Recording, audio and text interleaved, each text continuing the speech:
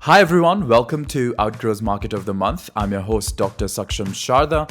I'm the creative director at outgrow.co, and for this month, we're going to interview Morgan Norman, who is the CMO of Dialpad. Thanks for joining us, Morgan. Yeah, thanks for having me. I'm looking forward to this.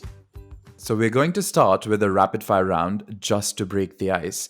You get 3 passes. In case you don't want to answer a question, you can just say pass, but try to keep your answers to one word or one sentence only, okay? Okay, okay, let's do this. All Okay, right. So the first one, how long does it take you to get ready in the mornings? 20 minutes. All right. The most embarrassing moment of your life. Some moments in high school being bullied. How many hours of sleep can you survive on? 4.5. Fill in the blank. An upcoming marketing trend is blank. Owning your category. The city in which the best kiss of your life happened. San Francisco. Pick one, Mark Zuckerberg or Jack Dorsey. Jack Dorsey all day. The first movie that comes to your mind when I say the word ambition. The right stuff. When did you last cry and why? Lost a pet. And about a year or so ago. Yeah. The biggest mistake of your career. I would pass. I think it's ongoing. We all make mistakes. Yeah. All right. How do you relax? Painting. How many cups of coffee do you drink per day?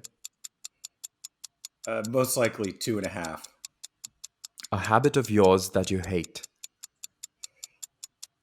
Impatience. The most valuable skill you've learned in life. You have to rely on others. Your favorite Netflix show. Right now, it's Kim's Convenience. Okay. All right. So that was the end of the rapid fire round, and you scored 9 on 10 because of one pass, and you win a car. Just kidding, you don't. But all right. So now on to the bigger questions. Could you tell us like one unique thing that sets Dialpad apart from other business communication platforms? Well, I think it's always tough for one thing, but Dialpad is a place where work comes together. So we do business communications and we enable it for people to communicate their way. They're empowered through chat, through message, through call, through video meetings, conferencing. And I think what makes it unique is that we're solely focused on the end users first. We really believe in delight and design at every moment. And that's really the ethos of the company from the beginning. So you said you had, before we started the interview, you said you had a background in art, and we can Yeah. see some Yeah. paintings in the background. So what led you eventually towards a communication platform? Yeah, so I was raised by two artists. My mom was a painter, my dad was a musician. I ended up becoming a writer and a painter. What I love about communications is I really believe it's the foundation for every relationship. I believe it's really what allows humanity to move forward. And we're just beginning in a new evolution of communications. I think that if people can figure out the ways and mediums to communicate for them, that they'll be able to create amazing things. And I think life is about creation. There's very few software products from my perspective that interest me in that way. So that's why I've had a passion for this space. And I think that it helps build a borderless world. It helps create new things in the world.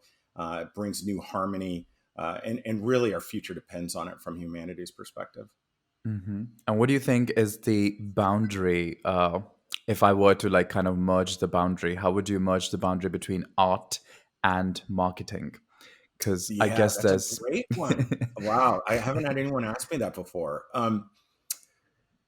Everyone, what I've learned about marketing is marketing is a mystery always, and I think that you're always learning from it. What I've learned is that everyone creates and everyone needs to create, and marketers are just pushing that on a daily basis. What I would say about the art aspect is the best marketing I find is when you get into a state of presence or a state of flow. I think programmers talk about this as well, but that flow is where ideas just show up. It's almost like you don't create them. It's almost like if you're observant and if you're with a group of people collaborating, the idea will just show up and the solution will show up like a collective. It's not like you're forcing it. It's the forced marketing that I feel doesn't last as long.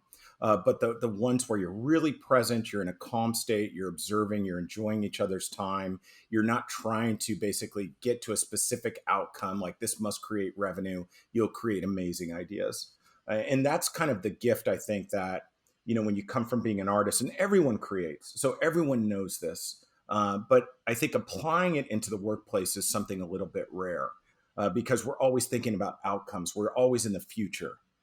So if we could pull it back to the present, I really believe you'll build lasting work and the most meaningful work, and you'll apply that into your career, and it will take you exactly where you need to go. So I see that marketing is just a corporate artist is one of the ways I've looked at my career, and it's actually softened it a little bit for me to be a little bit less harsh on myself about what you're trying to do. Are you a sellout? I think a lot of people think about that when they go into corporate life, but just be a corporate artist, be yourself, be present, and amazing things will show up for you. Yeah. For sure, I think the market itself is beautiful. I mean, like when we look at artists, I don't think I'm quite sure artists exist, outside of the market, and like there's the arts for Yeah. art's sake movement, but that's there, but that's just a movement. But that's Yeah. also a self-marketing by the artist when they say art for art's sake, right? So I think it's so pervasive in every aspect Yeah. of a society is to just recognize that okay, it's a game and it's fun to play, and I think that's also what differentiates it Yeah. from sales. Like you said, that sales is more results oriented, whereas marketing is more thought oriented, more long term solution oriented. So I liked your philosophy Yes. there. Yes, it's a great approach. I really do agree, and I think that's what will build magnificent teams when you have that approach as well. Yeah. So speaking of that, like you have remained the CMO and held some key marketing roles at multiple organizations in the past. So what part of your role has been constant across all these organizations? There's a consistencies on a couple levels. It's a great question, and because the craft of marketing is evolving, and because of what we've all been through in this last years, it's evolving heavily to a digital world, really online, and that makes it a little bit more challenging. The first thing is obvious. The hard part we deal with marketers is marketing can sometimes become 80% performance and data and 20% craft. And that's a trend that you're really forced to look at data to try to get that predictability. So you got to marry those two. That's really common. Another factor that is really owning a category. Everyone is really trying to be a breakout in their category. This also goes into how do they actually message their specific purpose, and how are they bringing meaning into the world. And owning a category, it's not something you can fake. So this is a really common trend. There's a lot of jealousy. Executives will say, "I want my company to be this or that," but you have to be super authentic to basically own a category. That's another specific trend. The other piece is that I would say moving more and faster into these consumers to the enterprise models is just it's exploded into levels that we always knew it was here, but now it's at levels none of us could have ever comprehended. That it's really a relentless focus on the end users. The end users can continue to revolt, but really building this delightful experience from the first touch point on. And that's not how most B2B companies were designed. They were designed in a very different way. So those are common trends you're seeing some of the biggest companies pivot to, in my experience right now. And so you would actually kind of discourage a company from being the everything, like it has to stick to a particular category, so you would emphasize that they need to stop trying to be everything, or like get It's their that's a toes in all the real waters. Yeah, that's a tough debate, because the FOMO gets us all, right. And I think it's just like the first, everyone wants to do more things, right? So Mm. it's like the first time you fly on a plane, it's amazing. But if you get on a plane, 100 times, 1,000 times, you're like, hey, when can I get off it? It's not that exciting. So constantly we're pushed into these areas of wanting to do things we might not necessarily want to do because of boredom. So you're right. You have to really focus, or you have to accept that you're not going to be great in all these areas, but you're going to do many things. You're kind of the one-stop shop. And there's a lot of companies that are very successful doing that. And if you were to relate this to, branding and rebranding for organizations, what's your take on like, influencers and personal brands becoming the first point of contact, for Yeah. these businesses? Yeah, I think it's super exciting. I feel that influencers are very prevalent in the B2C space and moving further into the B2B space pretty quickly. Uh, it's a big opportunity for brands to be associated with influencers, and I don't just mean the mega stars like the A-list actors. I mean really influencers are everything from people who do content, bloggers, writers, people who actually have a following and have a stance. I do believe that's going to be an area where there's going to be a strong opportunity for all brands to have them carry their story and carry their meaning. If you don't take an influencer approach, it really needs to come from your customers and your users. So being customer first, and that's very difficult. It's very difficult when you're dealing with, it's pretty easy when you're dealing with a couple thousand customers. When you're dealing with millions and millions of users and trying to contain that and keep it all positive, it's very difficult. I do believe also influencers can give you a lot of feedback where, from a brand perspective, you never know how a brand's going to be interpreted. And there's no wrong idea. It's like if some people will like it, some people will hate it. Influencers can help you balance that. They might have a strong perspective in an operational discipline where you need to include that perspective in some of your brand work if you're going after a specific customer. Another area is how to verticalize around influencers, which is incredibly powerful. That's everything from specific industries, but also segments. There's people in SMB influencers or helping people with solopreneurs, entrepreneurs build their businesses. And then there's the big enterprise influencers that get into analysts and so forth. So I think it's a great strategy. I don't believe anyone's doing it 100% well yet. We're learning together. And a lot of the platforms out there are helping us learn more about it. So, do you think this in some way ties into what I asked you in the rapid fire round? What is the biggest lesson you've learned in life? Or one of these questions, which was you said delegating stuff, that you can't do everything yourself. So, if Yeah. as a Yeah. company you are getting influencers to do what you could have done yourself, but it would have taken Yes. so much energy. So, how do you Yes. think it relates to that? It's my lesson was when I was more youthful in my career is that you feel a small group of people can accomplish so many things, and just letting go of that and realizing you really have to rely on everyone and even people outside your company to succeed. It's the only, and that's where customers come in and users. And I think you're 100% right. Is thinking that you can't rely on the larger communities and the resources available is just a missed opportunity. It's just kind of foolish. It's more ego driven than anything. So I think it aligns perfectly to that. That's always a learning experience because when you start to rely on people like that, you start to hear things you don't want to hear, and that's the toughest part. Is you start to get critiques, and the mind doesn't like critiques, and marketers, you're always getting critiqued every day. So as you branch out, it's you have to kind of separate the personal from the objective with a lot of the influencers. You can't take anything as religion, but you have to look for patterns. And if you see the pattern, you go, well, my thoughts really don't matter. It's a pattern now. People are saying this. So I think it's a huge opportunity. It's also it's a lot more fun, to be honest. Marketing in a small group is not as fun as interacting with a lot of people that have some strong opinions. It's always going to help you be better. And what do you think the dangers this poses? For instance, like, if you're kind of expanding your Yeah. official relation with so many people, then, if they say something wrong, it reflects back on the company and then you might get canceled. Or do you believe that all publicity is good publicity? So there really isn't anything the influencer can do that is actually really going to No, lead there's to. there, there's bad publicity. There's crisis management that we all get into. I think a mistake even I've seen some folks on my team make is thinking an influencers is always on your side. And just like a journalist, influencers are typically very authentic to themselves. They have their own brand they're going to maintain. And that's what's made them so successful, right? Is that people actually know they can rely on that they'll take a middle road or a centrist road, if you will. I do feel that it's okay if you're getting 5 stars from everyone, it's not really real.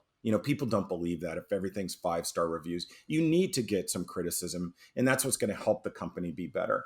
I think there's criticism, and then there's kind of just emotional nonsense, and that's where I cut it out. If it's dispassionate and it's like, hey, this is an area you need to improve. We dropped the ball. You've got to own it if you make those mistakes as a company. That's very hard to do. But if it's something where it's just like someone's rant or ego, I just dismiss that stuff. And you're always going to get that. Everyone has a bad day and wants to pass it on. So just separate those if you can. That's the small group. Yeah. Welcome to the internet. I was going to say, where do you go around looking for we'll this? get to it. Where do you go around looking for these influencers? Well, our industry is B2B has always been defined by a certain set of influencers that make quite a living in it. There's basically the larger analysts, and then there's a bunch of people who write for industry trades or rags or digital properties, and they are very influential. They're always on top of the news. They're getting exposed to things before a lot of the media is, and they're giving feedback into companies. So that's one area. But then there's other unique areas that the general influencers that I see that are pretty exciting are actually on speaker circuits. And they're actually doing a lot of panels. They might have come out with something, whether it's a certain lightweight paper, or they're working on a book, or they're working on actually like a podcast series like you have, or a video series. Those are folks you want to keep your eye on, because generally once they hit that speaker circuit, it keeps picking up. Once they get more and more talent, they're invited to more and more events. So those are ones I look at, and I try to follow their talk tracks. And are there any specific themes we can fit into?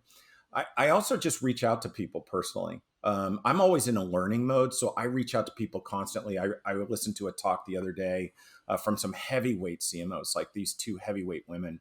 And I just reached out to them directly. I said, hey, I'm really looking forward to this talk. I'd love to pick your brain, for about this specific area.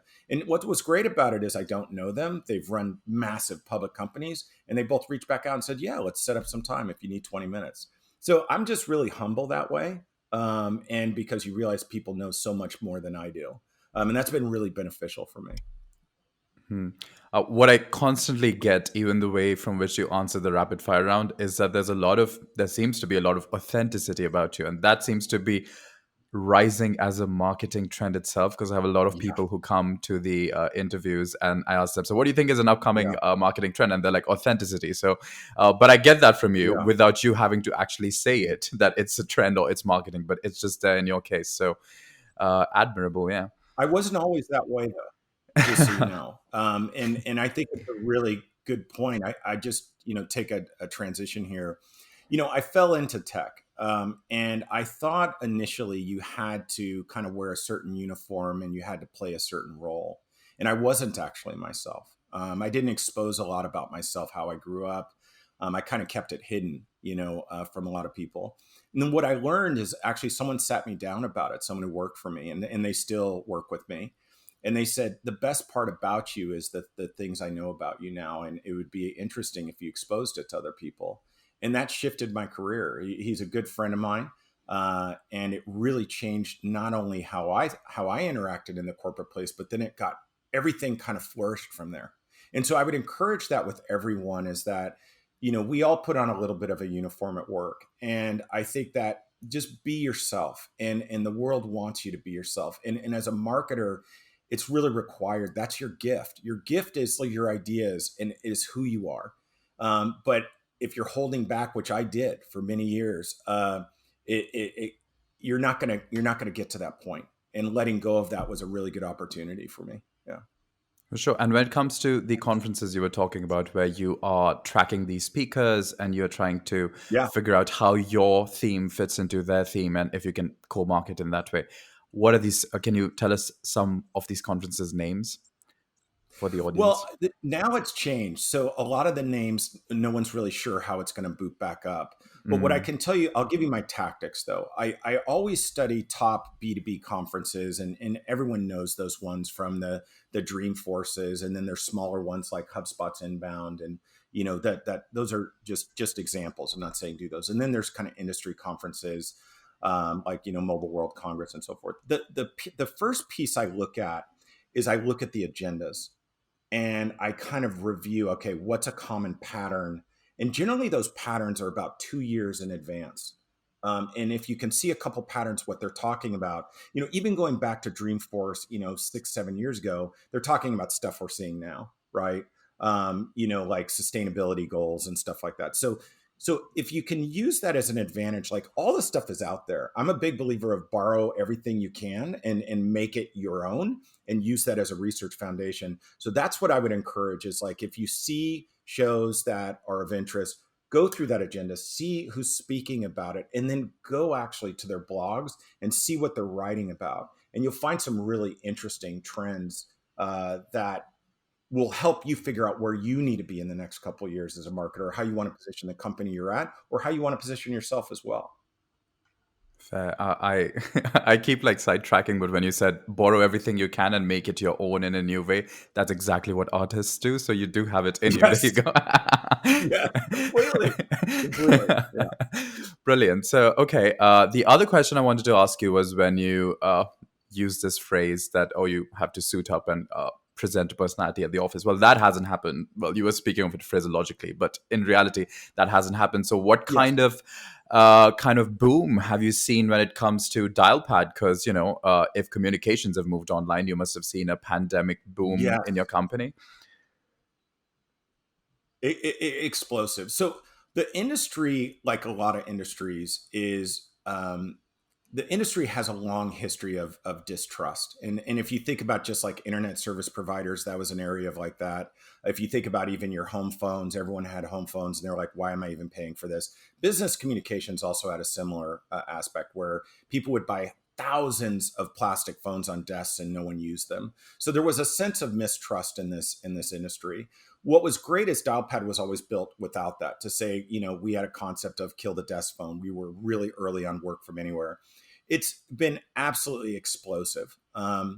And that's great. That comes with a lot of joy. And to be part of it, it's really amazing. It's also very stressful for a lot of employees too, because you're doing more than you've ever imagined. You're servicing people on, 70 different countries, sometimes 100 different countries all at once. And so you deal with a little bit of growth where it's exciting, but you've got to kind of manage and pick your priorities. But the main thing that I would say that's exciting about Dialpad is the growth is we do believe we're righting the wrongs of this industry. When you build a product, the team has original DNA from Google Voice, right? So they built the Google Voice platform. They were the first to actually teach Google about this. And so that same DNA, those googly products focused on simplicity, focused on not trying to build 10,000 features like some companies, really master the 20 to 50 features people will use. So I feel it's an exciting time. And it's an exciting time also to see that users are demanding new modes of communication. And so our platform allows us to build that. We have some announcements coming out that will show different ways of people can communicate that were demanded by users. It was some ideas we didn't even think about. So that's kind of cool. So it's a great time, and every company is kind of trying to figure out how they're solving this in this hybrid work world. Yeah. And what is your strategy for retaining this post-pandemic? Because I guess I Yeah. expect there would be a kind of backlash against how much screen time we've had to spend for a whole year. Yes. So I think there would be Yes. a push towards let's go out. And how do you plan to market yourself in that age? Yes. I love that you push on that. So um, I don't want to say that we have the perfect antidote to that. One of the things we're realizing is that people need a blend of informal and formal communication. When I say formal, formal is everything from a phone call, a scheduled meeting, and that can be a little bit tiresome. So what we're focusing on is actually we have new things where we alert people, when meetings should stop, and they can set a timer to give themselves a little bit of a break. We have lighter weight modes where you don't always have to engage the same way on video. We have gestures where people can do interactions and chat without doing it fully, having to speak all the time. Another thing that's helping us is we have a platform that's powered by AI. So you can take a meeting and be on a run, and it's taking notes the whole time. It's taking a transcript. It'll actually log activities. You could be in your car. So we're trying to encourage this new way of behavior. Now, will the world go fully back into offices? I think it's going to take some time, and it will always be a blend from now on. But another area which is really important is how do we help someone remote feel that they're having a similar experience for someone in the office? And to do that, there's a lot of casual conversations that happen after meetings, and we're actually working on some stuff to solve that. So how do they engage right after this call and say, hey, I just wanted to chat real quick with you? How do I do a drop in almost like office hours? So there's some new things that will come out that will help us, but it will be a learning journey. I do believe we've got the best platform for it. but we do want to lighten the mode for everyone, so they can reduce their stress and they can kind of focus on what they need to do. Fair. Let me just diverge a little to another topic, which is how do you think branding for SaaS differs from other non-SaaS products? Like, how would Oh, you approach that? wow. Okay, that's a real tough one. So I watch brands and consumer brands just do amazing things, in terms of how they push the envelope on commercials and radio and their digital properties and digital ads. Um, I think SaaS companies are moving more towards this cutting edge. We have to, because even with us, we're dealing with millions and millions of users now. And so I don't. I think SaaS is traditionally boring. Let's just be direct about that. It's traditionally designed to function as, let me check all the things you want, and we have all of that.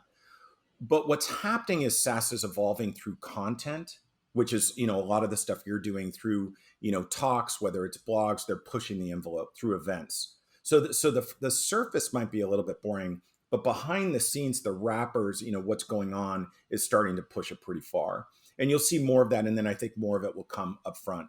The other thing that SaaS is realizing is users are in more control now. And so that will allow, so users are going there and saying like, do I want to use this, or am I forced to use it? So I think you'll see more SaaS campaigns that will become more user, that will be aligned more to what users want.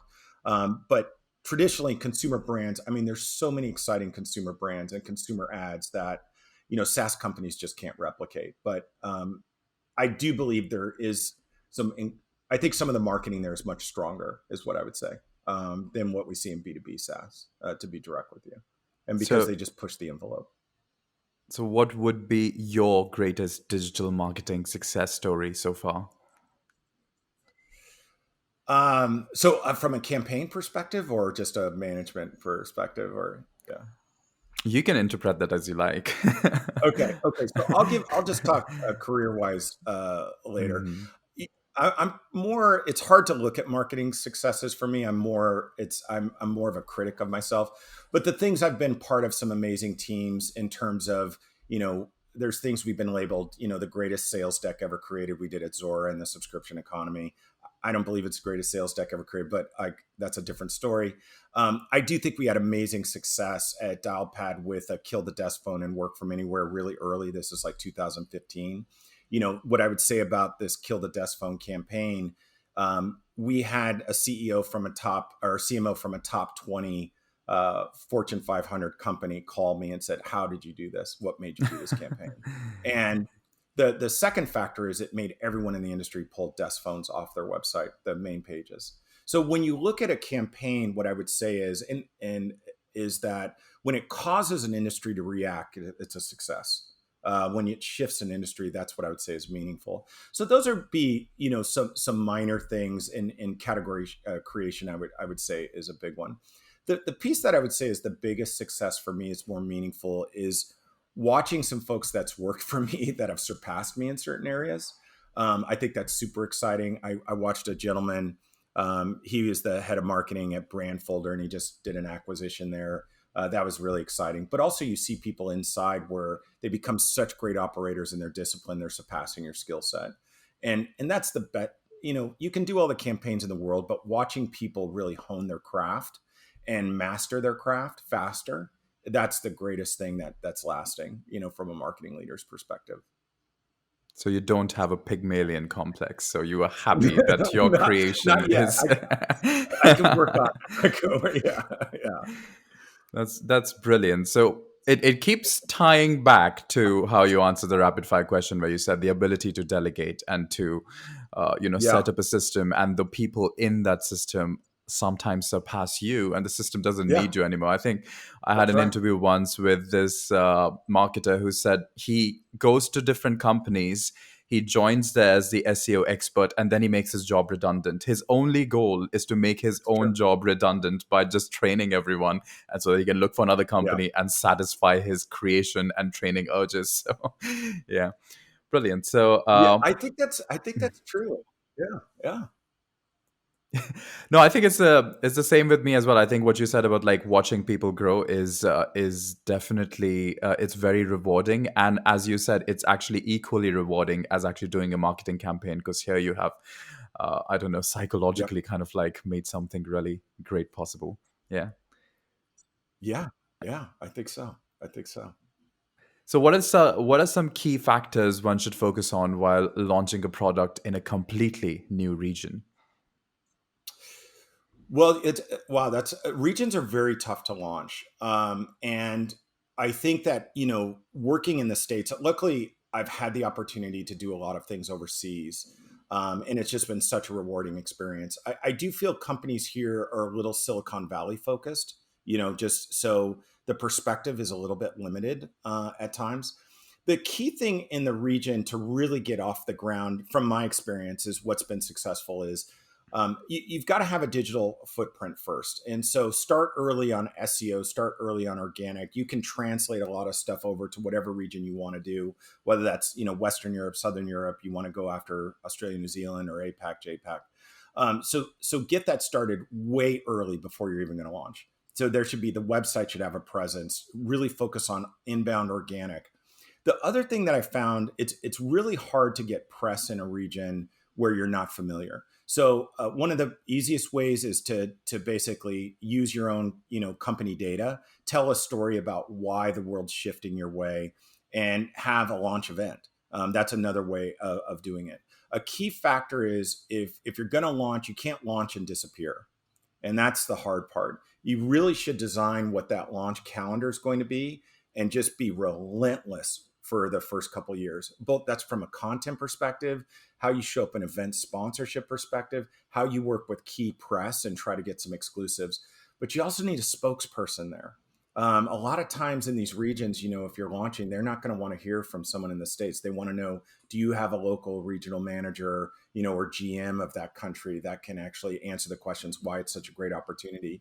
What customers do you have? Another tactic is on the partner side, is let a partner help you launch and syndicate the story. And then there's just getting into, getting your digital campaigns and testing. But I'm a big believer in launch events. They're quite exciting to do. It professionalizes the company.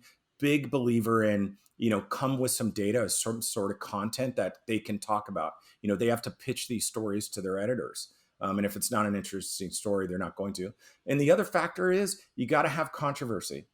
If you don't have controversy in your story, no one can write about it.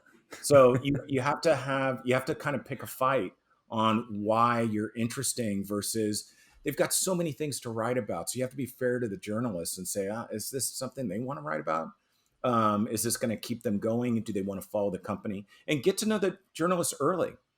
Sit down with them. A lot of them I've met, out here, I've met, years before they've written about a company. I've, met them for coffee, and said, tell me what you think. Like Wall Street Journal journalists are like that. And then eventually one day, if they have the right story, they'll mention you. Yeah. That's right. So give us an example of a controversial campaign that you've done that comes to your mind now.